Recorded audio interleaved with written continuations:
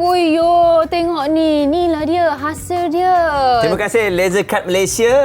Gambar dan juga saya rasa satu seni yang moden lah. Yang kalau kita tengok tadi, kalau macam ni kan, ni rambut saya zaman bila rambut saya tebal, dia boleh potong rambut saya jadi atas macam ni. Tapi apa-apa pun kita rasa macam kagum lah kan. Tak sangka kan untuk satu teknologi macam tu boleh buat sesuatu yang begitu awesome lah. Kita boleh simpan. Bagi anda semua yang berminat, bolehlah buat sesuatu macam ni. Order pada mereka untuk dapatkan dekor-dekor dekat rumah. Alright, jadi kalau kita tengok di depan kita ni, Fiona, saya kalau diberikan kayu buat dengan Fiona diberikan kayu ni, kita tak tahu nak buat apa dan mula pada mana, betul tak? Betul. Nak ketuk macam mana, nak pahat macam mana. Sebab kayu ada macam-macam jenis kan. Ada yang kita panggil apa, kayu tradisional, ada yang nampak macam moden. Masalahnya kita dekat sini kita tak pandai. Macam mana ni? Saya ni nak gergaji pun ada teknik tu. Serius tak? Gergaji bukan letak kayu terus gergaji. Jadi kebetulan nampak? Puyo. Bila sebut gergaji, Pak Din datang bawa gergaji. Takutnya. Hello. Hai Pak Din. Apa khabar Pak Din? Silakan Pak Din. Silakan Pak Din. Sorry, letak dulu. Tak apa. Tak apa Pak Din. Takutnya tak bila apa. bawa masuk gergaji macam tu. Cara Pak Din pegang gergaji tu nampak orang lama. Maksudnya orang dah pengalaman. Pegang pun tak takut. Kita nak pegang gergaji pun takut. Betul. Lama tak lama sangat lah. Maksudnya kita membiasakan diri lah. Tu saya tengok baju usahawan 1971 tu. Start dari situ ke? Dah. 1971. Oh, lama sangat ni. Okey, so Pak Din memandangkan Pak Din dah ada dekat sini kan, kita nak ambil peluang ni lah untuk tanya Pak Din kan, jenis-jenis kayu yang biasanya orang pakai. Kayu apa tu? Setahu saya tahu satu jenis kayu je. Kayu apa awak tahu? Kayu apa tu, jati. Saya tahu kayu sengal. Kan? Ada kan? Dia kayu banyak. Okey. Sangat banyak lah. Kalau dekat Malaysia, kira paling popular cengal, jati, balau. Ini balau lah. Balau. Oh, okey. Ni balau. Antara yang dapat saya bawa lah. So, dari segi kalau katakanlah kan, kalau ditanya kepada saya, nak kayu macam mana? Okey. Dah tentu saya akan pilih kayu yang terbaik. So, kalau ada peluang, kalau macam setengah orang idamkan tapi tak dapat. Sebab harga ke ataupun susah nak dapat? Pertama harga, kedua bekalan. So macam saya pun baru terlibat tukang pun bukan sangat lama tapi banyak bercampur dengan orang-orang lama. So dia banyak cerita. So kalau dapat kayu tu, macam bulan jatuh ke riba lah. Yes. Dan dari segi ketahanan pun Pak Din, kalau kayu-kayu yang kita nak cari susah ni, dia punya tahan tu berpuluh tahun lah kot. Dia ketahanan berdasarkan umur pokok. Kalau pokok tu dah cukup matang kan, contoh 100 tahun, bila dah diproses jadi kayu macam ni, dia akan lagi jadi lebih lama. Tapi kalau walaupun korang kata pokok tu pokok jati yang orang kenal dia sangat tahan ke apa, tapi kalau dia masih muda dah ditebang macam tak jadi jugalah. Belum cukup matang.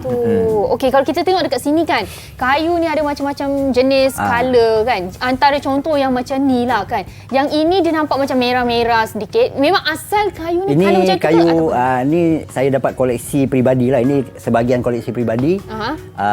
Kayu-kayu daripada luar negara. Wah.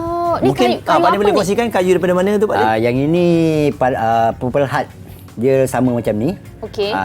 Yang saya tahu dia daripada Brazil tu. Koleksi peribadi. Yelah, kalau ada orang minat kereta, koleksi peribadi kereta. Orang minat kayu, ada koleksi peribadi kayu lah. Jadi Pak Din grup tukang, dia orang pun ada koleksi peribadi. Sama ada peralatan tukang, kayu-kayunya. Macam ni Wengi. Pun dari, kalau tak salah saya, daripada Afrika ataupun Brazil. So ini kalau untuk peminat macam buat keris, ulu keris, dia suka ni. Kenapa yang ni menjadi pilihan orang yang buat keris? Sebab dia senang kata, kalau panggil barang rare ataupun limited edition, memang orang lain tak akan ada. Aku ada, kau ada. Macam tu lah.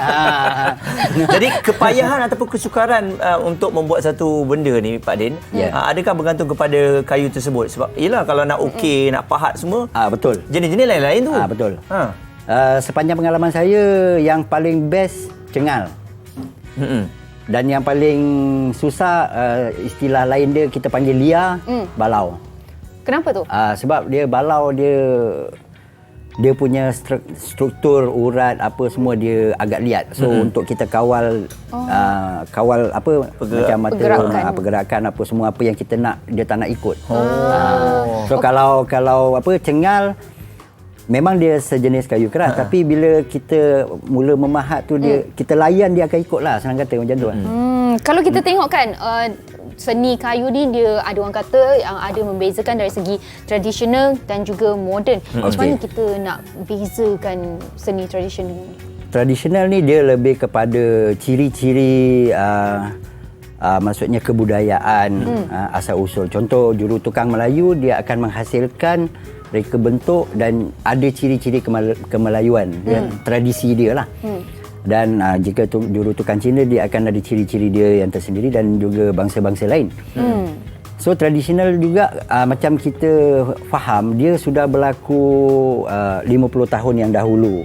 So bila kita sekarang berada di sini kita panggil yang 5 tahun dahulu itu ya tradisional. Yang mana bila kita lihat bentuk dan reka bentuknya kita tahu dia berasal daripada jurutukang mana, Melayu ke, Cina ke, India ke atau Mak Saleh mana-mana lah. Betul. Jadi dengan sekarang waktu itu jurutukang mereka lebih menggunakan kayu-kayu yang kita panggil macam ni lah, kayu solid, kayu yang memang asalnya memang kayu lah. So bila satu proses berlalu, masa berubah, jadi bekalan kayu mungkin kurang ke apa, so dan juga perkembangan teknologi. Kan macam tadi kita tengok tak ada orang cakap apa, dulu jurutukang dahulu tak pernah terfikir ada laser. Betul kan, atas kayu ada CNC. Maksudnya ukiran, kalau orang dulu kalau mengukir dia perlu ada bakat boleh mengukir. Betul. Tapi waktu sekarang untuk mengukir kita mungkin boleh ambil masa 10 atau 20 minit dah siap. Walaupun orang tu tak ada bakat mengukir, dia boleh mengukir dengan menggunakan teknologi. Contoh macam ni lah. Okey, so boleh tak kita cakap macam dari segi apa tu seni kayu tradisional tu memang pakai peralatan contohnya macam benda ukir tu, tukul dan sebagainya kan? Bagi saya kalau nak buat perabot tradisional sama ada itu pilihan lah, sama ada nak gunakan peralatan tradisional atau teknologi masa kini. Kalau katakanlah kita nak menghasilkan satu perabot antik contohlah yang sudah umur 100 tahun. Reka bentuknya sama tapi boleh dihasilkan pada waktu sekarang dengan teknologi. Bentuk yang sama dengan teknologi sekarang. Okey. So macam gergaji, tukul, pahat itu adalah satu peralatan memang sejak dulu digunakan. Yang asasnya lah. Sebab waktu itu mesin-mesin moden belum wujud. So sekarang banyak mesin-mesin moden yang mempercepatkan kerja. So boleh digunakan lah. Tapi macam saya sendiri pun walaupun ada mesin yang canggih yang moden, ada waktu kita perlukan peralatan ini juga. So yang tak dapat dilakukan oleh mesin-mesin moden. Mungkin belum dicipta atau bagaimana. So macam dahulu kita nak menggergaji, nak potong kayu guna gergaji macam ni lah. So zaman moden dia ada gergaji. Dia ada lagi senang mesin kan? Kan. So dia ada tapi risiko dia pun tinggi. So kalau macam pisau-pisau iaitu untuk memotong lah. Dia punya pusingan 30,000 RPM pusingan seminit. Kalau macam ni kecederaan kurang, risiko untuk putus jari pun kurang. Betul. Kalau yang tu putus terus. Okey, sebab yang ni ialah ikut kita punya tenaga kan. Dan bagaimana pula dari segi kalau dulu tradisional, saya ada tengok orang buat apa rumah ke apa buat perabot ni dia tak pakai paku pun. Betul. Kan? Masih lagi digunakan sekarang ke? Sekarang ikut pada permintaan. Ada pelanggan yang memang cita rasa dia mahu ada satu kesenian yang apa maksudnya pembinaan tu tak ada menggunakan paku dan juga skru. So kita macam bagi saya ada membuat perabot tempahan khas. Jadi ikut pada apa permintaan dia. So kalau dia aku tak nak paku, tak nak skru langsung, aku nak tanggam. So bagilah tanggam. Kuat dah tanggam ni dia punya sebab tak ada paku kan. Contoh ni lah. Yang ni tak ada paku langsung. Ini tak ada. Macam mana? Ini kawan saya, geng-geng pertukangan buat. So ini tanggam. So maksudnya kayu ni dia tembus ke sini. Kalau yang jelas yang ni lah. Boleh nampak ni dia kayu punya ni dipotong, kemudian tembus di sini. Nak tahu kuat tak kuat, dia akan belah di sini dan dipasak. So bermaksud dia kalau dari segi strukturnya boleh ambil saya boleh ambil sampel dari satu buat. Oh ini contohnya. Contohlah kan. Macam tadi dia dah masuk. Okey. Kemudian kat sini dia belah, dia akan pasak. Jadi benda ni kembang. So kayu tu kembang. Jadi dia memang ketat lah. Selagi tak patah, selagi itu dia melekat di situ. Okey. Sebab tu pilihan kayu yang tepat penting. So kalau macam kayu-kayu lembut, dia akan mengecut, dia akan longgar balik lah. Betul. Sebab tu macam cengal ke balau boleh buat, tapi dia punya sifat balau ni dia suka crack-crack. Oh. Dia ada sifat-sifat Ada kayunya lah. sifat lah. Tapi kalau kita tengok kan, kayu ni kan memang cantik kalau dia Ya. buat perabot dan sebagainya. Tapi saya memang ada satu benda yang sangat-sangat risau bila ada perabot kayu dekat rumah. Okey. Kawan yang kita tak nak tu ada dekat rumah, anai-anai. Macam mana kita nak jaga supaya tak nak ada anai-anai datang? Anai-anai bukan kata bagi orang-orang yang memiliki perabot di rumah, bagi seorang tukang kayu pun dia seolah-olah satu mimpi yang sangat ngeri lah. Mimpi yang ngeri lah. Ini Bagi contoh ke Pak Din? Ini contohnya. Okey. Okey, ni Okey. contoh. Mungkin- Contoh ni. Oh, Anak-anak. ini Berat. Berat. Okey. Ini adalah hasil kerja anak-anak lah. Ya. Tapi jika dia ni jatuh ke tangan orang yang kreatif, dia akan jadi lebih cantik. Dan ada juru tukang yang memang sengaja bagi anak-anak makan untuk dihasilkan produk.